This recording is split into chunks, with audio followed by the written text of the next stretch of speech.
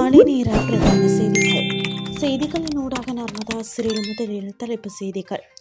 தேயிலை உற்பத்தி மற்றும் ஏற்றுமதியை அதிகரிக்க புதிய திட்டங்கள். வங்கி கணக்குக்கு வருகிறது பணம். உக்ரைன் பகுதிகளை தன்வசப்படுத்தி ரஷ்யா வெளியிட்ட அதிரடி அறிவிப்பு. இனி விரிவான செய்திகள். சிலோன் வில்லேஜ் எனப்படும் 500 தேயிலை கிராமங்கள் திட்டத்தை விரைவுபடுத்தும் வகையில் 23.7 கோடி ரூபாய்க்கும் அதிகமான மேலதிக நிதியை ஒதுக்க நடவடிக்கை எடுக்கப்பட்டுள்ளது. சிறு தேயிலை தோட்ட அபிவிருத்தி அதிகார சபை ஆரம்ப கட்டமாக தெரிவு செய்யப்பட்டுள்ள 144 தேயிலை கிராமங்களில் முன்மாதிரி தேயிலை சேர்க்கையை அமைப்பதற்காக 6.8 கோடி ரூபாய் நிதியை ஒதுக்கியுள்ளது.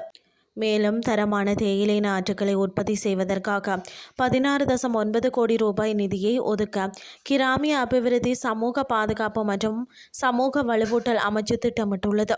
2030ஆம் ஆண்டுக்குள் இலங்கையின் பதப்படுத்தப்பட்ட தேயிலை உற்பத்தியை 400 மில்லியன் கிலோகிராமாகவும் தேயிலை ஏற்றுமதி வருமானத்தை 2.5 பில்லியன் அமெரிக்க டாலராகவும் உயர்த்துவதே சிலோன் வில்லேஜ் திட்டத்தின் பிரதான நோக்கமாகும். ஆஸ்வசம நலம்புரி திட்டத்தின் 70 வயதிற்கு மேற்பட்ட முதியோர்களுக்கான 2026 ஜூலை மாதத்துக்குரிய கொடுப்பனவு இன்று பயனாளிகளின் அஸ்வசம வங்கி கணக்குகளில் வைப்பிலிடப்படும் என நலம்புரி நன்மைகள் சபை அறிவித்துள்ளது.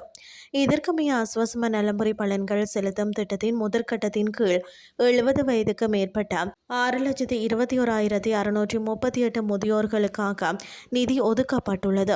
மேலும் இதன் இரண்டாம் கட்டத்தின் கீழ் 70 வயதிற்கு மேற்பட்ட 77,324 முதியோர்களுக்காகவும் நிதி வைப்பிலிடப்பட உள்ளது. உரிய பயனாளிகள் நாளை முதல் தங்களுக்கான முதியோர் கொடுப்பனவை அஸ்வசம வங்கி கணக்கு ஊடாக பெற்றுக்கொள்ள முடியும் என அறிவிக்கப்பட்டுள்ளது.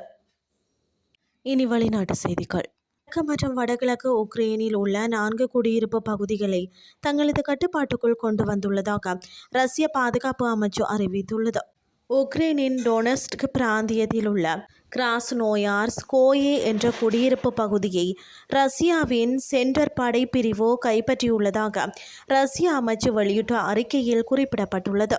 அத்துடன் நோர்த் படைப்பிரிவின் சுமி பிராந்தியத்தில் உள்ள மாலா, ஸ்லோபோட்கா மற்றும் மொக்ரிட்சியாவ் ஆகிய பகுதிகளையும் கார்கிவ் பிராந்தியத்தில் உள்ள யூர்சென்கோவே பகுதியையும் தங்களது கட்டுப்பாட்டுக்குள் கொண்டு வந்துள்ளதாக தெரிவிக்கப்பட்டுள்ளது.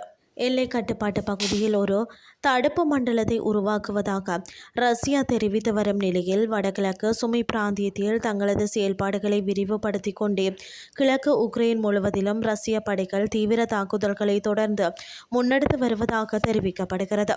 இருப்பினும் ரஷ்ய முன்னேற்றங்களை வலுவாக எதிர்த்து நிற்பதாகவும் ரஷ்ய படைகளுக்கு பெரும் இழப்புகளை ஏற்படுத்தி வருவதாகவும் உக்ரைன் தரப்பு தெரிவித்து வருகிறது.